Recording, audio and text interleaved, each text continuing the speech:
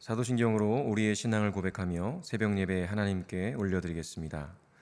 전능하사 천지를 만드신 하나님 아버지를 내가 믿사오며 그 외아들 우리 주 예수 그리스도를 믿사오니 이는 성령으로 잉태하사 동정녀 마리아에게 나시고 본디오 빌라도에게 고난을 받으사 십자가에 못 박혀 죽으시고 장사한 지 사흘 만에 죽은 자 가운데서 다시 살아나시며 하늘에 오르사 전능하신 하나님 우편에 앉아 계시다가 저리로서 산자와 죽은 자를 심판으로 오시리라. 성령을 믿사오며 거룩한 공예와 성도가 서로 교통하는 것과 죄를 사하여 주시는 것과 몸이 다시 사는 것과 영원히 사는 것을 믿사옵나이다. 아멘.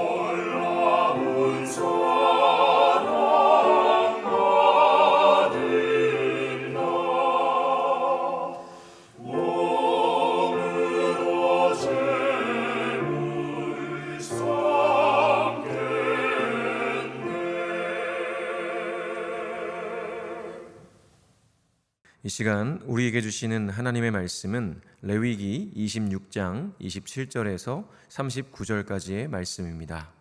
제가 봉독하겠습니다.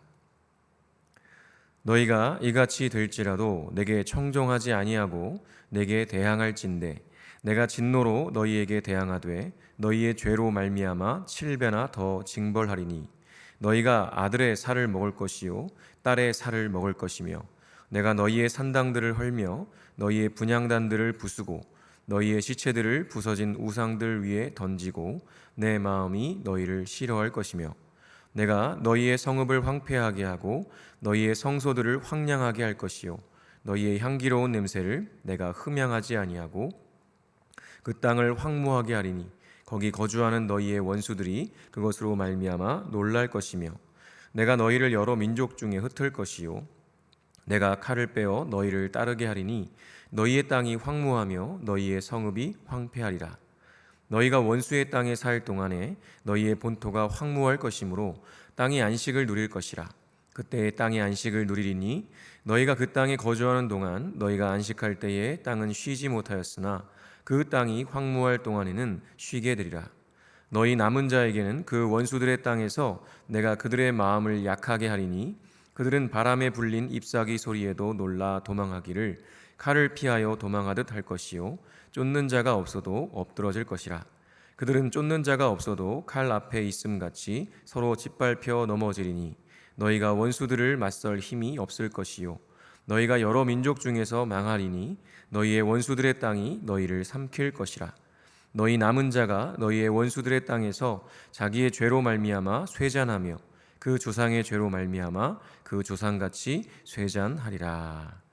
아멘. 제가 기도하겠습니다. 창조의 하나님, 오늘도 새벽에 눈을 떠 주님이 지으신 온 세상을 바라보며 주님의 아름다우심을 찬양합니다. 그렇게 주님이 지으신 것 중 가장 아름다운 존재가 바로 우리라는 사실을 생각하면 얼마나 감사한지요. 주님의 형상대로 지으신 우리가 그 창조의 의도와 목적대로 온전히 왕이신 하나님께 순종하며 주님과 동행하기를 간절히 원합니다. 이 시간 진리의 말씀으로 우리를 가르쳐 주셔서 주님의 말씀대로 사는 것이 가장 행복한 인생이라는 것을 깊이 깨닫고 믿음으로 살아가는 오늘 한날 되게 하여 주옵소서. 오늘도 진리의 말씀으로 우리를 가르쳐 주시는 주님께 감사드리며 예수 그리스도의 이름으로 기도합니다. 아멘. 네, 할렐루야. 오늘도 주님을 예배하는 자리에 서신 모든 분들에게 하나님의 한량없는 은혜와 평강이 넘치시기를 간절히 축원합니다. 오늘은 돌이키지 않으면 쇠잔하리라 라는 제목으로 하나님 말씀 전하겠습니다. 오늘 말씀은요, 이전 본문과 마찬가지로 하나님의 말씀에 순종하지 않고 거역하는 자에게 주시는 이 벌에 관한 메시지입니다. 특별히 레위기 26장은요 상과 벌을 이야기하고 있는데요, 놀라운 것은 이 상에 대해서는 3절부터 13절까지 한 번 언급하고 있고, 또 벌은 14절부터 39절까지 총 4번에 걸쳐서 언급되고 있다는 것입니다. 그만큼 상보다 벌을 더 강조하고 있다는 것을 알 수가 있죠. 게다가 벌은요 4번이 반복되면서 점점 더 그 수위가 강해지는데요, 오늘 본문이 바로 그 마지막 4번째 벌입니다. 한번 살펴보도록 하겠습니다. 29절에서 33절까지의 말씀 제가 다시 한번 읽어보겠습니다. 너희가 아들의 살을 먹을 것이요 딸의 살을 먹을 것이며 내가 너희의 산당들을 헐며 너희의 분향단들을 부수고 너희의 시체들을 부서진 우상들 위에 던지고 내 마음이 너희를 싫어할 것이며 내가 너희의 성읍을 황폐하게 하고 너희의 성소들을 황량하게 할 것이요 너희의 향기로운 냄새를 내가 흠향하지 아니하고 그 땅을 황무하게 하리니 거기 거주하는 너희의 원수들이 그것으로 말미암아 놀랄 것이며 내가 너희를 여러 민족 중에 흩을 것이요 내가 칼을 빼어 너희를 따르게 하리니 너희의 땅이 황무하며 너희의 성읍이 황폐하리라. 아멘.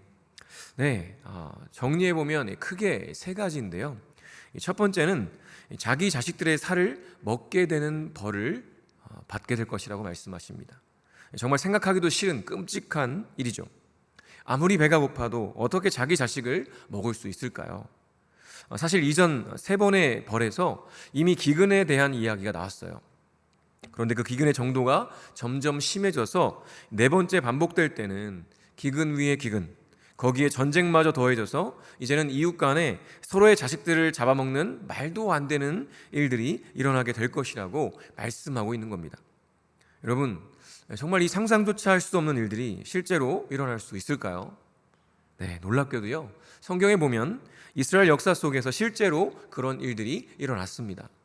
그것도 2번씩이나 말이죠. 열왕기하 6장 28절과 29절에 이렇게 기록해요. 또 이르되 무슨 일이냐 하니 여인이 대답하되 이 여인이 내게 이르기를 네 아들을 내놓아라. 우리가 오늘 먹고 내일은 내 아들을 먹자 하매 우리가 드디어 내 아들을 삶아 먹었더니 이튿날에 내가 그 여인에게 이르되 네 아들을 내놓아라. 우리가 먹으리라 하나 그가 그의 아들을 숨겼나이다 하는지라. 이것은 엘리사 선지자가 활동하던 시기에 아람 군대가 쳐들어왔을 때 있었던 일입니다. 사마리아 성을 아람 군대가 둘러싸 포위하는 바람에 성 안에 있던 백성들은요 결국 굶주리게 되었고요. 서로 자신의 아이를 먹기로 약속하고 실제로 그렇게 하던 상황에서 나온 사건인 것입니다. 얼마나 안타깝고 끔찍한 일인지 모르겠어요. 실제로 기록된 것이죠. 그리고 예레미야 애가 2장 20절에도 이렇게 말합니다. 여호와여 보시옵소서, 주께서 누구에게 이같이 행하셨는지요. 여인들이 어찌 자기 열매 곧 그들이 낳은 아이들을 먹으며 제사장들과 선지자들이 어찌 주의 성소에서 죽임을 당하오리까. 남유다가 바벨론에 의해 멸망을 당하던 때, 성전이 무너지던 그때에 일어났던 일들을 묘사하고 있는 겁니다. 이렇게 하나님께서 당신의 말씀을 청종하지 않고 거역하는 이스라엘에게 실제 역사 속에서 벌을 내리신 것을 알 수가 있죠. 얼마나 두려운 일인지 모르겠습니다. 그리고 두 번째 벌은요, 이 산당들과 분향단들이 헐리고 부서지는 것이었습니다. 그리고 그 부서진 우상들 위에 이스라엘의 시체가 던져질 것이라고 말씀하시는 것이죠. 즉 이스라엘이 하나님만 섬기지 않고 산당들을 세우고 분향단에서 우상을 위해서 제사할 때 이런 벌을 내리시겠다라는 것이었습니다. 그런데 실제로 어떻게 되죠? 이스라엘은요 역사 속에서 지속적으로 수많은 우상들을 들여와서 섬겼어요. 백성들만이 아니라 왕과 지도자들이 오히려 앞장서서 이 일들을 행했습니다. 그 결과 이스라엘은요 이방 나라들의 많은 침략 속에서 늘 전쟁을 겪어야만 했습니다. 그뿐입니까? 더 큰 벌은 뭐냐면 바로 그런 이스라엘을 하나님께서 마음으로 싫어하신다는 것입니다. 아브라함을 택하셔서 지금까지 인도해 오신 하나님께서 이들을 마음으로 싫어하신다는 것은요 지금까지 그 어떤 벌보다도 상당히 심각한 것이었죠. 그리고 또 세 번째 벌은요 이스라엘의 성읍을 황폐하게 하고 성소들이 황량하게 되는 것이었습니다. 결국 하나님께서 이스라엘이 드리는 제물을 받지 않으실 것이라고 말씀하시는 것이죠. 그리고 땅이 황무하게 되고 전쟁이 있어서 백성들이 포로로 끌려가게 될 것이라고 말씀하십니다. 정말 상상만 해도 엄청나게 심각한 벌이 아닐 수 없습니다. 만약 이 중에 하나라도요 저에게 임한다면 저는 아마 견디지 못할 것입니다. 그런데 이런 벌이 세 가지나 중첩되어 내려진다? 게다가 하나님이 마음으로 나를 싫어하신다? 이것은요 죽음보다 더 견디기 힘든 심판일 것입니다. 그런데요 이 엄청난 세 가지 벌보다 더 제 마음을 아프게 하는 것이 사실 이 다음 구절들에 이어집니다. 34절과 35절에 이렇게 기록합니다. 너희가 원수의 땅에 살 동안에 너희의 본토가 황무할 것이므로 땅이 안식을 누릴 것이라. 그때 땅이 안식을 누리리니 너희가 그 땅에 거주하는 동안 너희가 안식할 때에 땅은 쉬지 못하였으나 그 땅이 황무할 동안에는 쉬게 되리라. 아멘. 네, 이스라엘이 벌을 받아서요 포로로 끌려가 있는 동안에 이스라엘 본토는 황무할 것입니다. 당연하겠죠. 그런데 놀라운 것은 그 황무함이 오히려 땅에게 있어서 안식이 될 것이라고 말씀하시는 것이죠. 왜냐하면 이스라엘이 그 땅에 사는 동안 안식년을 지키지 않았기 때문입니다. 매 7년마다 안식년을 두어서요 땅을 쉬게 하라고 분명히 하나님께서 말씀하셨습니다. 그런데 이스라엘은요 그것을 지키지 않았던 것이죠. 땅을 쉬게 하는 그 1년 동안 수확하지 못해서 손해보는 것이 싫었기 때문입니다. 결국 이스라엘의 탐욕 때문에 그 땅은 쉬지 못했고요 그렇게 오랜 세월 혹사당해 왔던 것이죠. 자신들은 누릴 것 다 누리면서 하나님의 피조세계와 이웃들이 누려야 할 것들은 인정하지 않고 무시하는 이스라엘 백성들의 모습 속에서 우리는 인간의 철저한 자기 중심성으로 인한 죄와 허물을 보게 되는 것입니다. 요즘 뉴스를 보면요 많은 경우 기후위기로 인한 자연재해들의 이야기가 종종 등장하죠. 당장 며칠 전까지만 해도 우리나라도 엄청난 비가 내려서 수많은 피해를 입지 않았습니까? 이제 앞으로 우리나라도 지금 겪고 있는 이상기후보다 더 심각한 일들을 점점 더 강하게 경험하게 될 거라고 전문가들이 말하고 있습니다. 이제 시작일 뿐이라는 것이죠. 저는 오늘 본문의 말씀을 묵상하면서 우리의 탐욕으로 인해 이 피조 세계를 무분별하게 파괴하고 있는 어리석음을 다시 한번 생각해 보게 되었습니다. 코로나19가 전 세계적으로 유행하면서 어떤 일들이 있었습니까? 피조 세계가 다시 회복되고 생명이 살아나는 역사들이 있었습니다. 사라졌던 물고기들이 다시 돌아오고요, 하늘이 푸르러지며 강물이 깨끗해지고요, 야생 동물들이 돌아오는 일들이 있었습니다. 그 이유가 무엇이었습니까? 탐욕스럽던 그 인간들이 코로나19로 인해서 다들 집 안으로 들어가 갇히니까, 밖으로 나오질 않으니까 자연이 살아나고 회복된 것이었습니다. 이스라엘 백성들이 안식년의 규례를 어기고 탐욕을 채우려고 땅을 쉬지 못하게 했던 그 모습을 보며 지금 우리의 모습이 떠오르는 것은 어찌 보면 당연한 것 아닐까요? 사실 하나님께서 이스라엘 백성들을 약속의 땅 가나안에 들어가게 하신 데에는요, 가나안 원주민들의 죄악이 극에 달했기 때문이기도 했습니다. 그들이 그 땅에서 탐욕으로 죄를 범하며 살자 결국 그 땅이 가나안 원주민들을 토해내었다고 성경은 표현하고 있죠. 그런데 놀랍게도 이제는 그 죄악과 탐욕을 멈추고 하나님의 통치와 다스림을 회복하라고 들여보낸 이스라엘 백성들마저요, 가나안 원주민들처럼 똑같이 자기 욕망대로 살고 말았습니다. 그래서 어떤 일이 일어납니까? 레위기 18장 27절에서 28절에 이렇게 기록해요. 너희 전에 있던 그 땅 주민이 이 모든 가증한 일을 행하였고 그 땅도 더러워졌느니라. 너희도 더럽히면 그 땅이 너희가 있기 전 주민을 토함같이 너희를 토할까 하노라. 이제는 하나님의 백성 이스라엘이 진멸되어야만 했던 가나안 원주민들과 같은 처지가 되어버릴 수 있다는 거예요. 이런 일을 보시는 하나님 아버지의 마음이 얼마나 아프실까요? 그리고 수천 년이 지난 지금의 우리를 보시는 하나님 아버지의 마음은 또 얼마나 아프시겠습니까? 그런 상황에서 하나님께서는 우리에게 이렇게 말씀하십니다. 38절과 39절인데요. 너희가 여러 민족 중에서 망하리니 너희의 원수들의 땅이 너희를 삼킬 것이라. 너희 남은 자가 너희의 원수들의 땅에서 자기의 죄로 말미암아 쇠잔하며 그 조상의 죄로 말미암아 그 조상같이 쇠잔하리라. 아멘. 우리가 돌이켜 회개하고 하나님의 말씀을 청종하지 않으면 우리는 우리의 죄로 말미암아 쇠잔하게 될 것이라고 결론적으로 말씀하십니다. 지금도 크게는 기후위기로 인한 이 자연재해와 감염병으로 인해 이미 우리 모두가 쇠잔하고 있지 않습니까?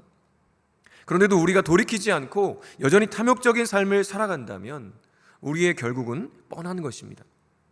우리 모두가 쇠잔함을 벗어나는 유일한 길은 우리 개인뿐만 아니라 우리 가정과 교회, 나라와 열방이 그렇게 하나님 앞에서 회개하고 돌이켜서 주님의 통치와 다스림에 순종하며 살아가는 것뿐입니다.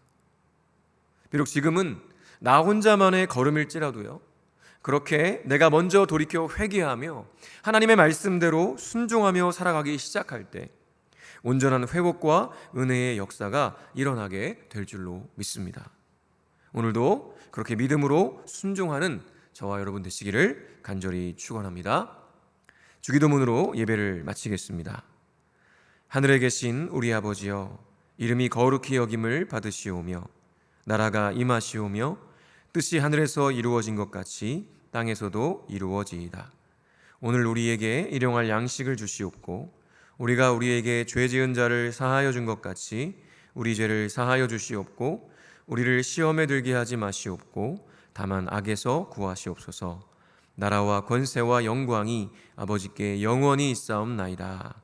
아멘.